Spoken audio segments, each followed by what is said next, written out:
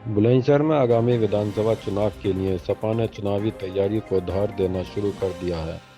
बुधवार को समाजवादी पार्टी के 5 विधानसभा प्रभारियों ने बुलंदशहर पहुंचकर ग्राउंड रिपोर्ट जानी है।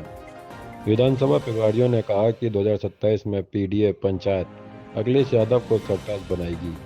सपा ने यूपी की हारी हुई 108 विधानसभा सीटों पर पर्यवेक्षक तैनात किए हैं। पूर्व विधायक, पूर्व मंत्री, पूर्व सांसद और पूर्व एमएलसी को बनाया गया है पर्यवेक्षक। देखिए, 8 नहीं किए गए हैं, 5 किए गए हैं। जो लोग हम पहले जीते थे उनमें नहीं किए गए, जो अभी हारे हैं वर्तमान में उन सीटों पर किए गए हैं।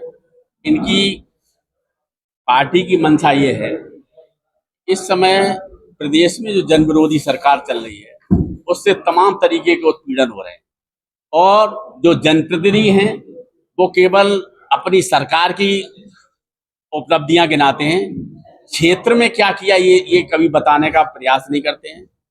हम लोग 2027 में किस तरीके से इस क्षेत्र की जनता को न्याय दिलाया जाए, चाहे बिजली के रूप में हो, चाहे किसान हो, चाहे मजदूर हो, अल्पसंख्यक, दलित, सभी वर्ग के लोग जो त्रस्त हैं उन सबको न्याय दिलाने के लिए माननीय राष्ट्रीय अध्यक्ष जी ने हम लोगों को प्रभारी बना के भेजा है हर में विधानसभा में।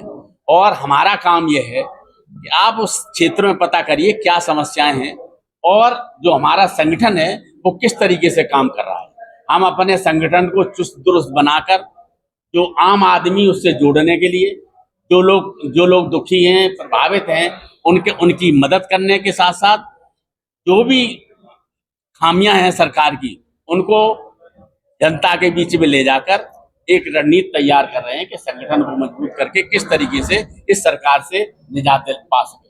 2027 में समाजवादी पार्टी की सरकार 2017 2022 में तो आप आए, 2027 में किस तरह जाएंगे, क्या चलेगा? इसी तरीके से तो हम रणनीति बना रहे हैं। देखिए, लगातार जो सरकार जन विरोधी काम कर रही है, अभी मैंने आपको बताया कि बिजली का इस समय प्रदेश में इतना उत्पीड़न है, इसी के परिप्रेक्ष्य में किसानों को उनकी फसल का उचित मूल्य नहीं मिल रहा है। जब सीजन आता है तो न डीएपी न यूरिया उपलब्ध नहीं हो पाती किसी भी दर में, तमाम तरीके की समस्या है।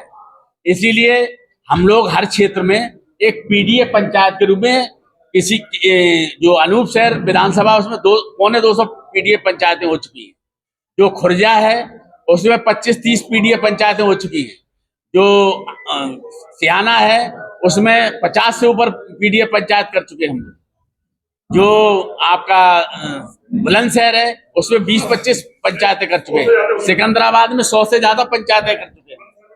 इसलिए ये जागरूकता लाने के लिए लोगों में कि आप देखिए किस तरीके से लोगों का उत्पीड़न हो रहा है, उन्हें सरकार की किसी योजना का सही लाभ नहीं मिल पा रहा है।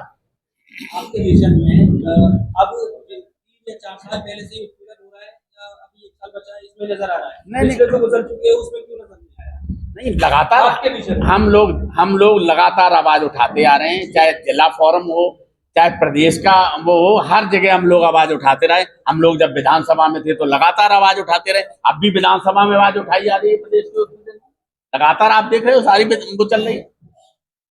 हम लोग वक्त वक्त पर जो संबंधित लोग उनसे ही मिलने का काम करते हैं कि आपकी सरकार में ये उत्पीड़न हो रहा है।